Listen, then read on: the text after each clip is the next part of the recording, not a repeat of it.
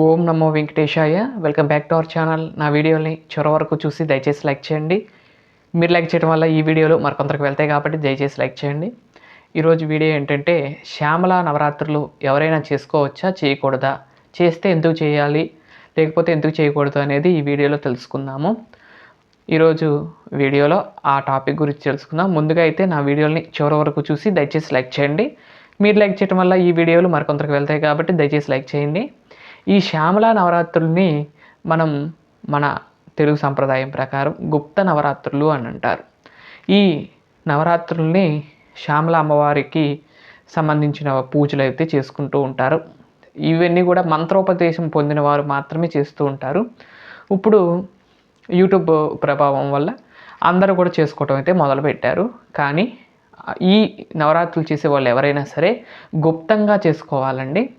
అంటే రంగు ఆర్భాటం లేకుండా, అంటే దసరా నవరాత్రులు మనం చేసుకుంటా చూసండి, అలా కాకుండా ఇది గుప్తంగా చేసుకోవాలి. ఈ 9 రోజులు కూడా గుప్తంగా ఇంట్లోనే చేసుకుని ప్రసాదాలు పెట్టుకుని చేసుకోవాలి.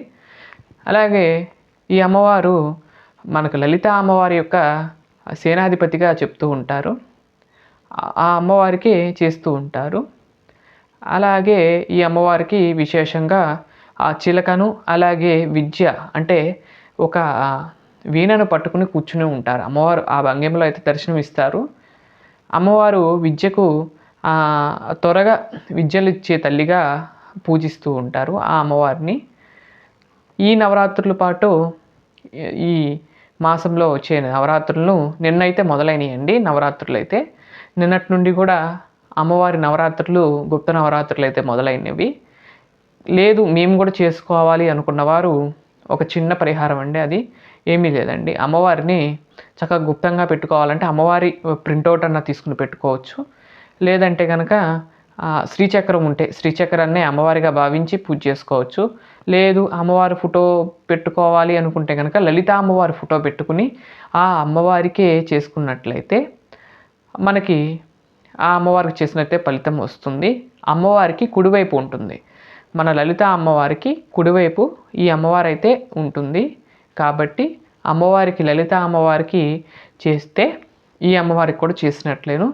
మేము ప్రత్యేకంగా అయితే ఈ నవరాత్రులు అయితే జరుపుకోము.